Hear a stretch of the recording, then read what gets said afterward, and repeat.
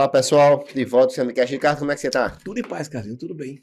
Ricardo, ainda falta um tempo. A gente fala muito nessa eleição para o Senado, no embate entre Arthur e Renan. Uhum. Mas tem um outro personagem que começa a surgir. Ele ainda não, Uhum. oficialmente, ele ainda não disse que é candidato. Mas a gente vê a força dele. E os bastidores políticos se fala muito no Alfredo Gaspar. Já esteve aqui, a gente já Uhum. entrevistou ele. Né? Hoje, acho que é o nome mais importante da direita alagoana. O nome mais forte da direita alagoana. Direita mais ideológica, né? E se fala muito que o Alfredo seria um candidato fortíssimo Uhum. ao Senado. O que é que você acha desse Alfredo, desse novo Alfredo Gaspar que surge? Eu acho que seja novo Alfredo, não. Eu tenho a impressão que o Alfredo sempre foi exatamente assim. Ele apenas, enfim, hoje se sente à vontade, né? Para demonstrar as posições dele com mais clareza. É uma questão. A gente perguntou isso a ele, ele disse que não, que seria candidato a deputado federal. Tem uma questão objetiva. O Alfredo não pode hoje, imagino, ficar sem mandato.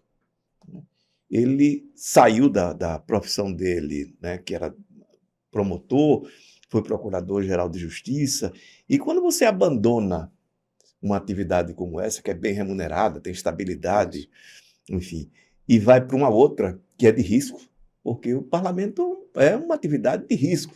Você precisa sempre estar renovando, né, o seu mandato. E não sei se ele vai topar ser candidato a senador. Evidentemente, ele quer ser candidato a senador.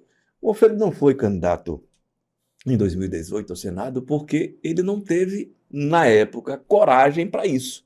Então, ele era procurador-geral de justiça, teria que deixar, né, o posto, e não teve coragem de ir para o embate, por exemplo, com o senador Renan Calheiros. Então, Rodrigo Cunha, né?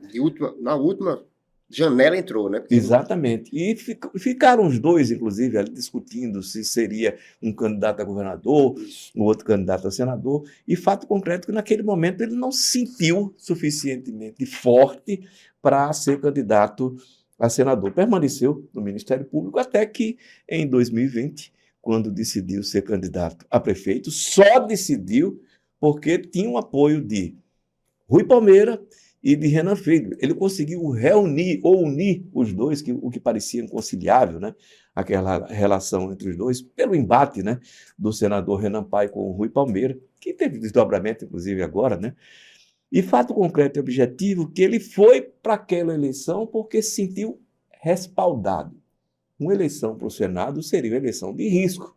Você tem os dois nomes que são iconicamente, né, os mais fortes aqui no estado de Alagoas, até porque em Brasília eles continuam grandes, mesmo não sendo mais o senador Renan Calheiros presidente do Senado, já não é, enfim, um nome indiscutível ali no Senado, ele já hoje é escanteado, né? E o Arthur Lira, que deixa a presidência da Câmara e vai chegar em 2026, não com essa visibilidade que tem, que eu não sei se é uma visibilidade boa não, né?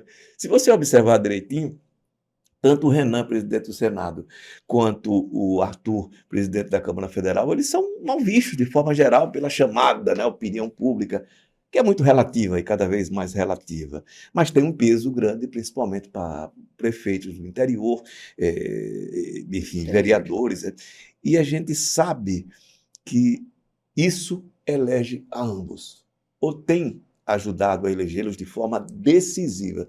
Esses eleitores que a gente diria de redutos, né, eleitorais que são controlados por prefeitos. E quando a gente fala da história do interior, um voto no interior vale tanto quanto um voto na capital. Sim. Mas a dependência de uma população do interior, principalmente a população mais pobre, e nós somos ainda um dos estados mais pobres da nação, né, do território brasileiro, é muito grande. E aí é um controle, né? Você tem os programas sociais que só passam, né? Só chega uma família se tiver alguma ligação com o prefeito, se não tem, perde alguns dos benefícios que teria. Então, há esse controle desse eleitorado. Só que a eleição para senador é uma eleição majoritária, que precisa do voto espontâneo. E a gente está falando, o Alfredo tem voto espontâneo. O eleitor de direita hoje assim, se mobiliza mais, seja por conta das redes sociais, seja por conta de personagens nacionais que apareceram, né?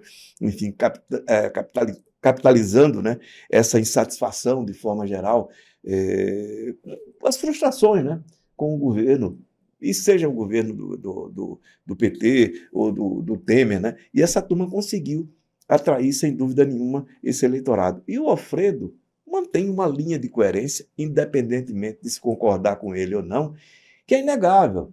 E esse eleitor dele está se tornando um eleitor muito fiel. Se ele será, enfim, favorito numa eleição para o Senado, eu não sei. Mas, no mínimo, ele disputa. A gente já falou aqui sobre a eleição, sobre a candidatura, né, do deputado Paulão também ao Senado. Seria um embate interessante, um candidato da direita e um candidato da esquerda. Porque os dois ali do meio, né, o Renan e o Arthur, são fisiológicos. Tem uma trajetória de fisiologismo a vida toda. Se o Renan já foi mais à esquerda do que o Arthur já chegou, o Arthur nunca chegou.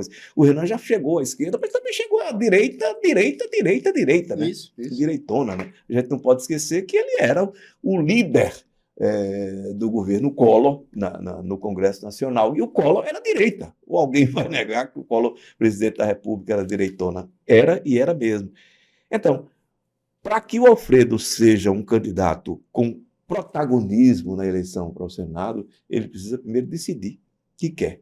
E segundo, que topa correr o risco de ficar sem mandato. E essa é a minha dúvida, se ele topa correr o risco de ficar sem mandato. Porque uma eleição majoritária, convenhamos, é muito mais difícil que uma eleição proporcional.